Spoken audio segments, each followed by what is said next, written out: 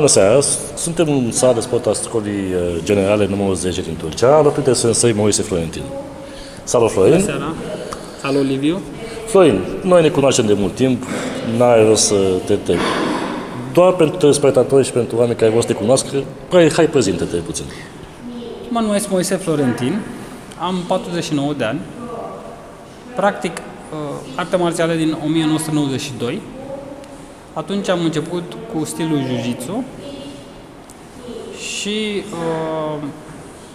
în prezent sunt centură neagră 4 dan pe stilul Kempo. Spune ceva despre activitatea ta și despre cariera ta de sportiv. Da, deci cum spuneam mai devreme, am început artele marțiale în 1992. Era o perioadă destul de grea. Pe vremea aia, Jiu-Jitsu făcea parte din Liga Română de Jiu-Jitsu și până în 1994 nu au existat campionate de niciun fel. Deci cariera mea sportivă a început din 1994 până în anul 2000. Timp în care pe Jiu-Jitsu am fost multiplu campion național, concurând pe vremea aceea pe full contact, pe stilul de luptă, dar și la stilul demonstrativ, unde la fel am avut foarte multe titluri de campion național. Se numea demonstrativ mixt. Din anul 2000, din cauza că am plecat la studii, am început să studiez și alte stiluri de luptă, judo, wushu și un pic mai târziu karate kyokushin. În anul 2003 am participat și am făcut parte din lotul național de Unifight și am participat la campionatul european de Unifight ce a avut loc în Moscova. Atunci am ieșit vicecampion european.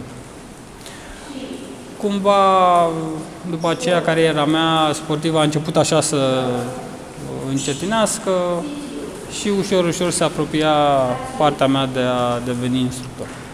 Și acum ești sensei și ai clubul tău, nu?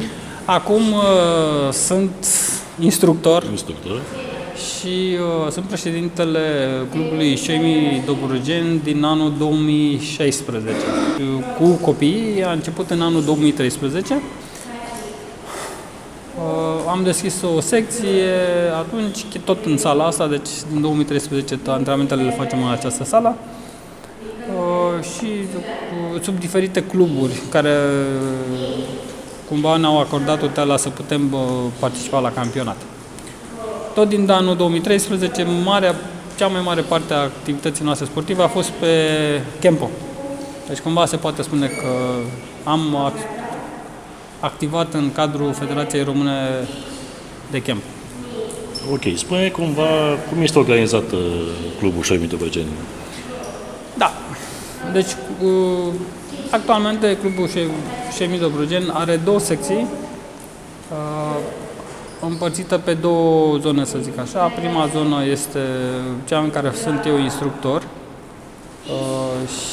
și este sala de sport a Școlii Generale Alexandru Ciucurencu și mai avem o sală la porta liceului Grigore Moisil, unde este colegul meu cel care instruiește, Alexandru Holoștencu. Centură neagră 2 dan pe Kempo. Ce stiluri de arte marțiale practicați? Deci până acum am practicat Kempo. Mai nou suntem foarte interesați și schimbăm cumva macazul și începem să reprezentăm stilul Kudo. Poți să ne explici ce este Kudo? Kudo este o artă marțială modernă din Japonia, concepută ca un sistem complet de luptă. Kudo îmbină lovituri, proiectări și grappling, dar într-un mod realist și sigur. Față de alte stiluri, Kudo vine cu o cască și este specific acestui stil, ce permite contact aproape complet, oferind totodată protecție eficientă pentru practicanți. Cum se diferențiază Kudo de alte arte marțiale? Artele marțiale pot fi privite ca sisteme de expresie fizică, împărțite în 3 moduri principale și am mai încercat să explic asta. Deci, prima oară ar fi striking-ul, loviturile cu pumni și picioare, gen genunchi, cot. Iar în Kudo chiar și loviturile cu capul. A doua metodă ar fi aruncări și placări, da? Throwing and takedowns, proiectări, dezechilibrări și ridicări. Și grappling-ul, control la sol, fixări, strangulări și cheie articulare. Majoritatea silelor se concentrează pe una sau două dintre aceste două categorii și e foarte important aspectul ăsta. Pentru că în Kudo se îmbină toate trei într-un sistem coerent și fluid. În plus, Kudo permite o gamă largă de lovituri și tehnici, ceea ce îl face extrem de realist și complet. De ce și mitopăgenii au ales Kudo? Am ales Kudo datorită simplității regulamentului de luptă. Și pot zice că pregătirea pentru partea sportivă și cea de autoapărare este identică. Și este un aspect foarte important, pentru că eu mi-am dorit ca elevii mei să nu fie doar buni sportivi, mari campioni și să aibă probleme în apărarea pe stradă. Și Kudo dă și aspectul ăsta. Poți fi foarte bine pregătit ca și sportiv, dar siguranță te pregătește foarte bine și pentru autoapărare. Și Kudo chiar oferă acest echilibru și de asta suntem extraordinar de entuziaști pentru că practicăm. Are loviturile cu pumnul, piciorul, cotul, genunchiul și chiar cu capul. Dar face în același timp săcerări, proiectări și tehnici de submission, se numește în engleză, să zic așa, de dominare. Și încă o dată spun, toate astea sunt eficiente nu doar în competiție, ci și în situații reale de autoapărare. De ce Kudo este un stil așa de practic? Hai să vorbim de regulament. Acesta reflectă situații destul de reale. Deși include grappling-ul, da, lupta la sol, ea este limitată la 2 reprize de cel mult 30 de secunde. Dacă tu în timpul ăsta nu ai reușit să faci o situație de submission în care faci ca adversarul să cedeze lupta, după aceea nu mai ai voie să mergi pe luptă la sol. Și asta face ca să prevină dependența de sol și încurajează revenirea rapidă în picioare. Învață să lucrezi eficient, lovitură, proiectare, control scurt, revine în picioare.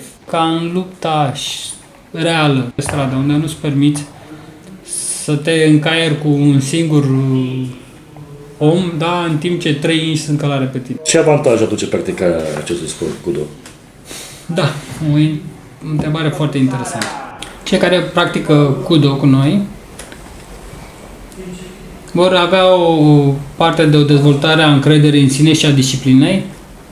Prin antrenamentele noastre vom face o pregătire fizică completă, vor avea forță, viteză, mobilitate, chiar rezistență bună și o formare adevărată pentru autoapărare.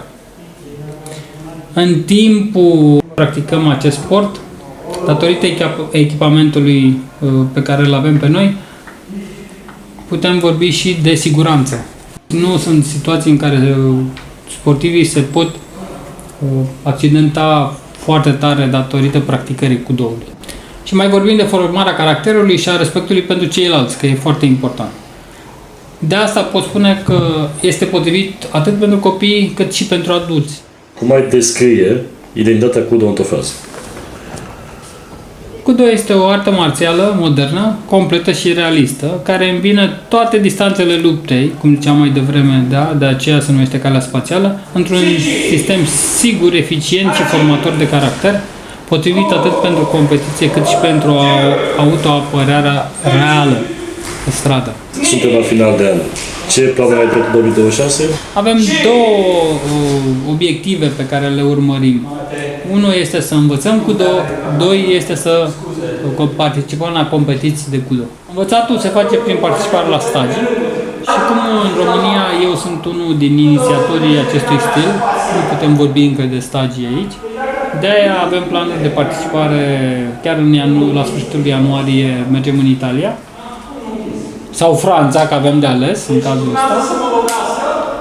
Și avem un campionat de juniori de Kudo care este în Estonia undeva în februarie, din ce știu eu, nu am calendar sportiv. Și în octombrie avem un campionat european de Kudo care este în Bulgaria. Între timp vom participa în continuare pe stilurile care se apropie foarte mult de pregătirea noastră pe Federația Română de Kempo. Vom merge la Knockdown, care e practic jumătate din ceea ce facem noi, dar e în spiritul ceea ce facem. Full contact, iarăși îl urmărim. Și MMA-ul din Kempo este un stil sportiv foarte bun pentru pregătire, mai ales că acum s-a aliniat regulamentul la cel al Federației Internaționale de MMA. Deci, planuri multe. Planuri multe, bani ne trebuiesc și să sperăm că vom putea să le îndeplinim pe toate. Florin, succes în continuare, sper să ne auzim. Mulțumesc, Liviu, ținem aproape, sper să facem asta mai des. Cât mai des.